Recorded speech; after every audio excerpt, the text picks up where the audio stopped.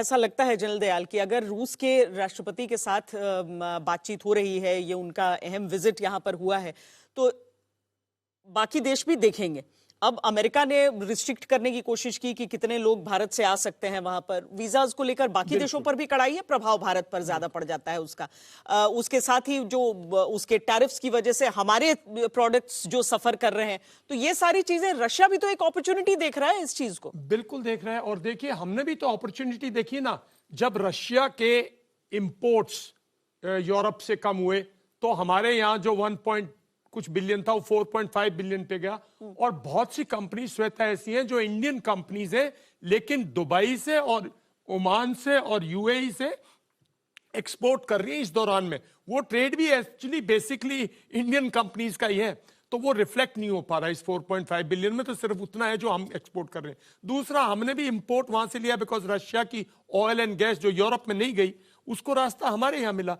तो ठीक इसी तरह से जो हमारे, अनफॉर्चुनेटली क्या बात है, हमारे यहाँ जो एक्सपोर्ट्स थे अमेरिका को, उसके अंदर रॉ मटेरियल काफी रशियन था ना, जेम्स, और इसमें हम रशिया से रॉ जेम्स लेते, और यहाँ हमारे यहाँ पूरी की पूरी एक इंडस्ट्री है जो एक्सपोर्ट करती थी। तो इसमें कहीं, और कुछ हम लोग चाइनीज बेस्ड थी कुछ हमारी रॉ मटेरियल्स। तो इसमें जो एक्सपोर्ट है जो अमेरिका का, उसके लिए हमें मार्केट्स ढूंढने। और रशिया के साथ एक देखिए ना, कुछ हमारी कंपल्शंस हैं जो हमें समझनी पड़ेंगी। हमारे यहाँ जैसे पूरा का पूरा हमारी जो ऑटोमोबाइल इंडस्ट्री है, इसमें 70% ऑटोमोबाइल इंडस्ट्री जो है वो ऑलमोस्ट लाइसेंस प्रोडक्शन की तरह है। आप जो कारें बना रहे हो वही तो जर्मन कार्स हैं या जापानीज कार्स हैं जो आप बना रहे हो, वो रशिया के क्लोज में तो यूरोप था ना। तो हम उस गैप को भी नहीं कंपीट कर पाए, क्योंकि हमारी प्राइवेट कंपनीज भी जो अमेरिकन सैंक्शंस हैं उनसे घबराती हैं। हाँ। जैसे हमारी BHEL है, एक पब्लिक सेक्टर यूनिट है, लेकिन पब्लिक सेक्टर यूनिट का जो रशिया में जो टर्बाइन्स हैं, अब वो बिकॉज उन टर्बाइन्स में कुछ जर्मन कंपोनेंट्स थे और वो ऑफ रोड पड़ी थी। 1.5 साल से तो मैं वाकिफ हूं, वहां से मिनिस्टर तक आ चुके हैं, पावर मिनिस्टर तक, लेकिन BHEL की अपनी कंपल्शंस है।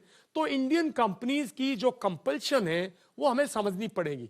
तो हमारा जो ट्रेड है, पहले एग्रीकल्चर में कुछ चीजें थी, टी वगैरह, अब टी तो चलो वो अभी भी जा सकती है, पर उसको श्रीलंका ने रिप्लेस किया। कुछ चीजें जो हमारी कॉटन बेस्ड थी उसको बांग्लादेश ने रिप्लेस किया जो हमारी वो थी। तो कुछ चीजें हमारे कंपिटिटर्स हैं, और मेरा मानना यह है कि जी शॉर्टेस्ट, और ये मैं बहुत बात कर चुका हूं। हाँ। ट्रेडर्स से कुछ हमें एक कॉरिडोर निकालना पड़ेगा जो बहुत शॉर्ट हो, जो आप एक एयर कॉरिडोर की बात कर रहे हैं, देखो मतलब आप रशिया में चीजें जो हैं दिखने को। मंजीत अगर हमारे साथ जुड़े हुए हैं, एक बड़ी खबर मंजीत की तरफ से आ रही है, जो India Russia mega defence projects पे चर्चा हो सकती है कल। मतलब जो एक डील्स की हम बात कर रहे हैं, उससे बढ़कर हम कुछ ही देर में उनसे बात करने की कोशिश करते हैं।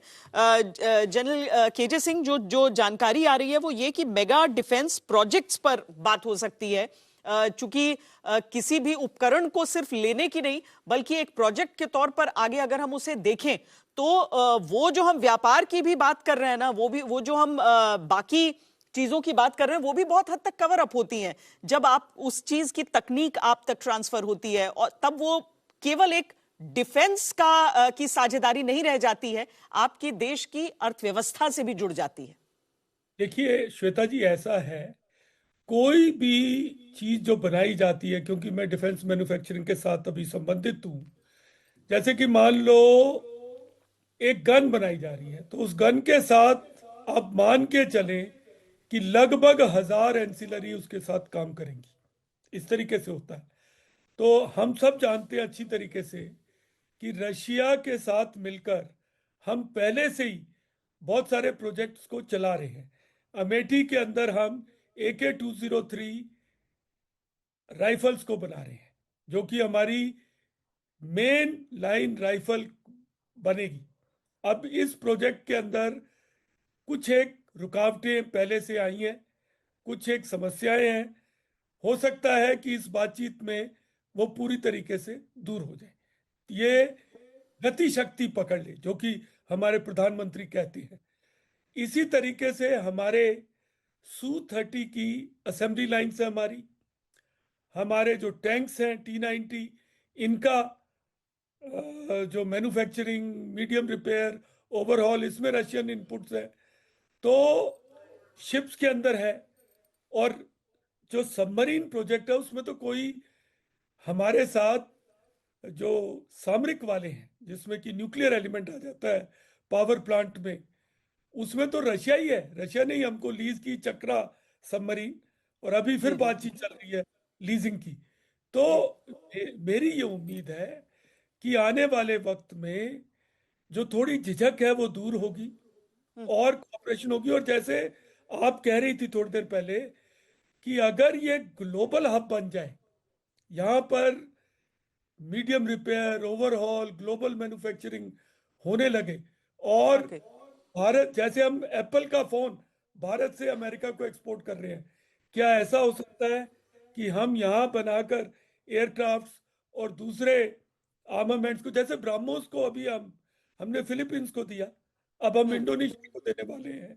और तो अब अगर ऐसी चीज रशिया के होने साथ लगे, मिलके ब्रह्मोस एनजी की बात हो रही है, नेक्स्ट जनरेशन की बात हो रही है। मंजीत हमारे साथ जुड़ गए हैं, लेकिन मंजीत ब्रेक का वक्त हो चला है, इसलिए बहुत छोटे में आपसे जानना चाहेंगे, ये काफी एक्साइटिंग एक बात हो सकती है अगर एक मेगा डिफेंस प्रोजेक्ट्स की चर्चा कल हो।